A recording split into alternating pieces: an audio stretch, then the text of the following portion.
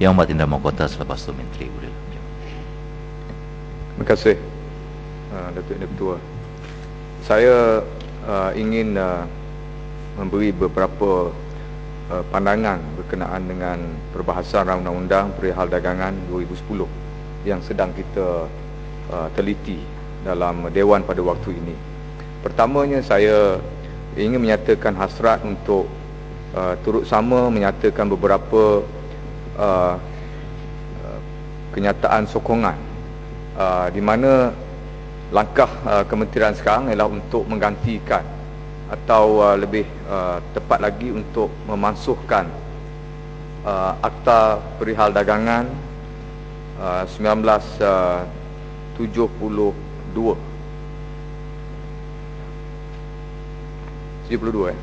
yang telah pun diguna pakai sebagaimana dinyatakan dalam undang-undang ini, tetapi beberapa perkara yang masih lagi terkandung dalam undang-undang ataupun Akta Perihal Dagangan 1972 masih lagi akan diguna pakai, terutama apabila menyentuh tentang bidang penguatkuasaan. Saya ingin mendapat penjelasan yang lebih lanjut kepada pihak kementerian dan juga menteri yang bertanggungjawab. Apakah yang paling mendesak sekali kita bawakan atau kita kemukakan kepada Dewan Yang Mulia ini berkenaan dengan isi kandungan undang-undang yang sama untuk 2011.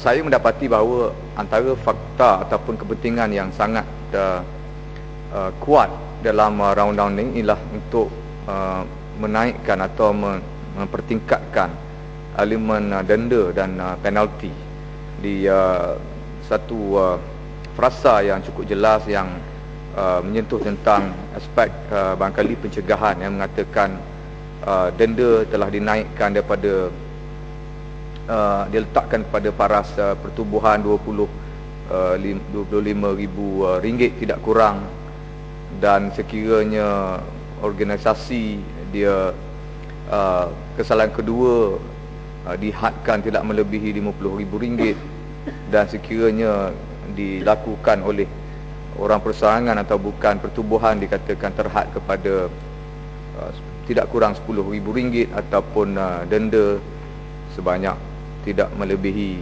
penjara 1 tahun. Saya rasa ini aspek, kalau ditekan pada aspek pencegahan, jumlah hukuman atau deterren yang nak kita bawa ini langsung tidak dapat menggambarkan elemen memberi pengajaran ataupun memberi kesedaran kepada pertubuhan ataupun syarikat dengan denda atas kesalahan-kesalahan di bawah Akta Perihal Dagangan yang lalu. Cuma dengan setakat RM50,000 maksimum untuk kesalahan pertama, dan saya rasa ini bukan saja dilihat sebagai pencegahan, saya rasa lebih menggalakkan lagi. Kalau kita lihat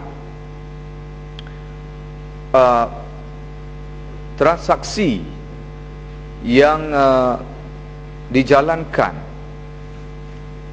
yang menyentuh tentang apa saja aspek di bawah perihal dagangan di dalam negara kita, untuk setahun kewangan sahaja mencecah lebih daripada RM700 bilion. Dan sudah tentu yang menyentuh tentang perihal dagangan ini sendiri setidak-tidaknya melebihi 61%. Ini sebagaimana yang dinyatakan sebagai transaksi am ataupun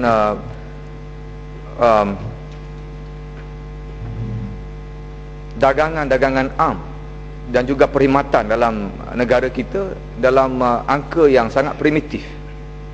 Bermakna kita bercerita tentang volume ataupun nilai dagangan, transaksi serta perkhidmatan yang melebihi 520 bilion setahun yang terlibat secara keseluruhan. Saya tidak tahu bahawa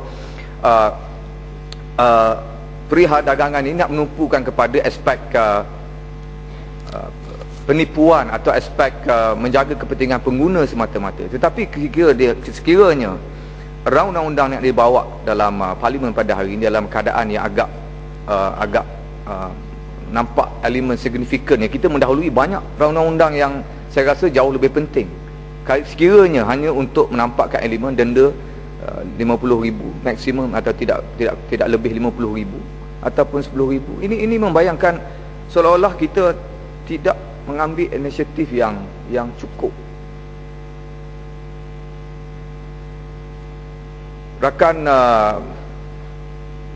ahli parlimen baru sekejap tadi menyatakan bahawa beberapa agensi yang terlibat atau mungkin akan dipertanggungjawabkan. Saya setuju, kerana elemen penguatkuasaan dalam perdagangan banyak menyentuh tentang prosedur untuk mengukur kecekapan, dan kecekapan ini diukur dari segi berapakah hasil yang kerajaan mungkin boleh dapat atau capai daripada setiap dagangan atau transaksi yang berlaku dalam negara kita, baik dari transaksi yang sah ataupun tidak sah. Kita tidak ada undang-undang yang membedakan antara transaksi yang legal atau legal dari segi pengutipan hasil. Kita masih lagi melayan kedua-dua elemen ini pada tahap yang sama.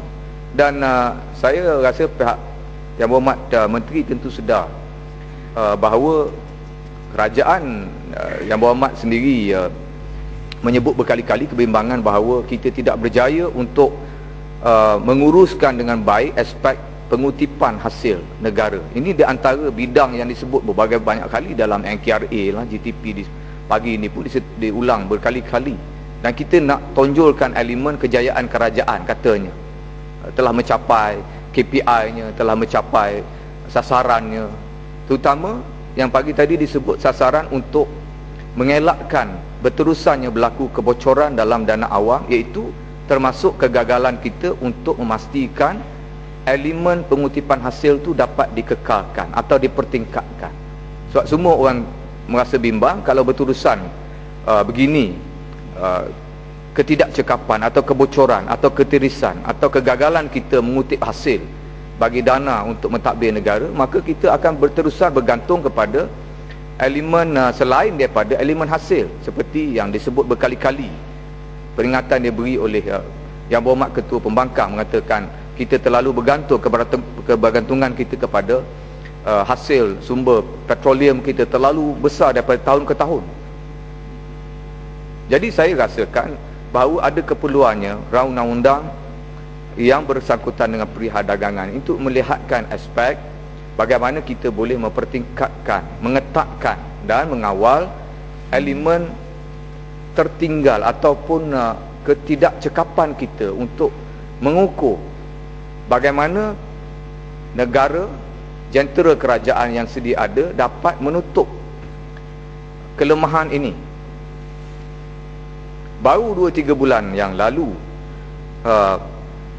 kerajaan memberi pengakuan bahawa agensi penguatkuasaan terpaksa mengisytiharkan beberapa operasi besar seperti operasi 3B yang dikatakan oleh kerana pihak Kastam Diraja Malaysia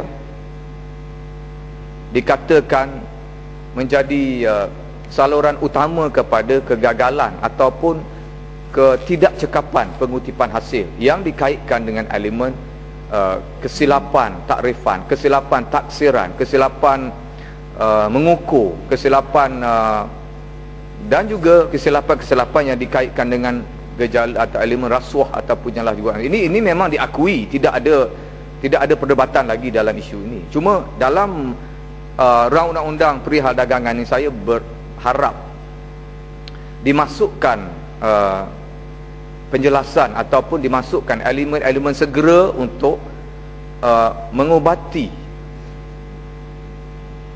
kelemahan ini. Saya tengok daripada fasa 1 sehingga fasa 71, tidak ada perkara yang jelas diletakkan untuk elemen penguasaan dalam agensi yang barangkali berkaitan di antara tiga. Sudah tentu ada 3 agensi yang terutama, itu yang disebutkan tadi oleh Seri Gading juga, Kastam Diraja Malaysia tidak diletakkan dengan jelas kedudukan pihak agensi ini. Dan sumber kedua iaitu dalam cukai pendapatan tidak diletakkan secara langsung atau secara jelas koordinasi di antara dua jabatan ini. Dan yang ketiga sudah tentu Kementerian yang berhormat bawah KPDN KK yang menjadi agensi ketiga. Dalam agensi pertama, isu yang paling besar, yang paling primitif yang selalu diceritakan atau dibawa sebagai masalah utama, iaitu masalah pengisytiharan, masalah pengurangan ataupun tersasar penilaian, fictitious cosmetic reporting. Ini persoalan biasa, persoalan yang tradisi. Bagaimana elemen memastikan dalam semakan ataupun tugas yang nak diberi kepada penguatkuasaan, bagaimana mereka mencari kaedah untuk menentukan aspek understatement of income dengan izin. Kementerian KPDNKK berpuluh tahun menjalankan fungsi yang sama dan diberikan peruntukan yang sama setiap tahun untuk tujuan pencegahan ataupun pemeriksaan untuk mengenal pasti wujud atau tidak elemen dikatakan menyalahi peraturan-peraturan perdagangan. Termasuk pada kali ini kita nak tengok juga sedikit berkenaan dengan kedudukan pengguna secara keseluruhan, sama ada mereka ni masih lagi secara tradisi ni dilihat sebagai mangsa yang orang kata seringkali akan menjadi pihak terakhir yang menanggung segala apa akibat. Minggu lalu juga persoalan yang besar dibangkitkan tentang aspek omission yang sudah tentu menjadi cabaran besar kepada kementerian yang berhormat. Dan adakah kapasiti pegawai-pegawai penguatkuasaan di peringkat kementerian di negeri-negeri daerah dan juga pintu-pintu sepadan negara bersedia ataupun diberi latihan yang secukupnya untuk melihat dan berfungsi dalam hal ini. Juga termasuk yang dibangkitkan oleh sahabat baru sekejap tadi tentang elemen halal dalam menangani isu barang-barang dan perkhidmatan yang dilihat menjadi bertambah penting dalam sebarang transaksi yang ada di dalam negara kita. Sebab itu, yang berhormat Menteri, saya meminta penerangan atau meminta penjelasan kepada kementerian apakah sebenarnya agenda yang dibawa oleh kementerian yang berhormat, selain daripada memfokuskan tentang isu elemen denda dan penalti yang pada saya itulah antara yang paling mustahak nak dibawa.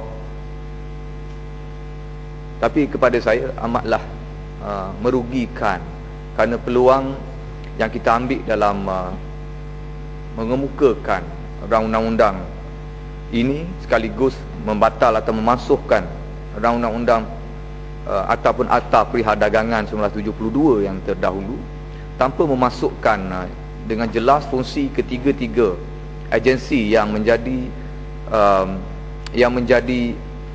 agensi di baris hadapan kepada perkara yang telah atau masalah yang sedang melanda negara kita.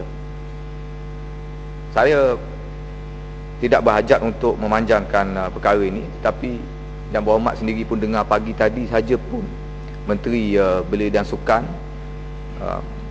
memberitahu bahawa transaksi yang berasaskan aktiviti sukan ataupun aktiviti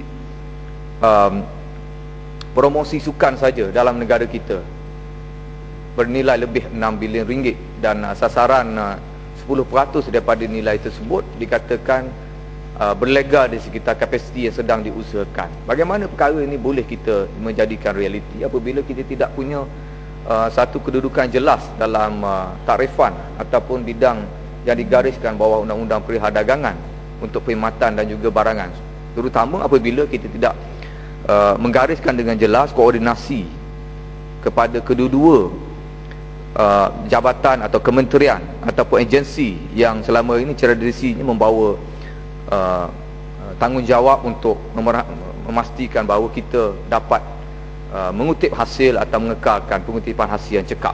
Dan sudah tentu bila kita sedang menghadapi masalah yang diiktiraf atau disahkan oleh semua orang, maka saya rasa ini adalah masa yang sesuai untuk kita bawakan satu rang undang-undang baru, memasukkan fungsi dan tugasnya untuk membaiki perkara-perkara yang disebutkan tadi. Terima kasih, Datuk Yang Mutua.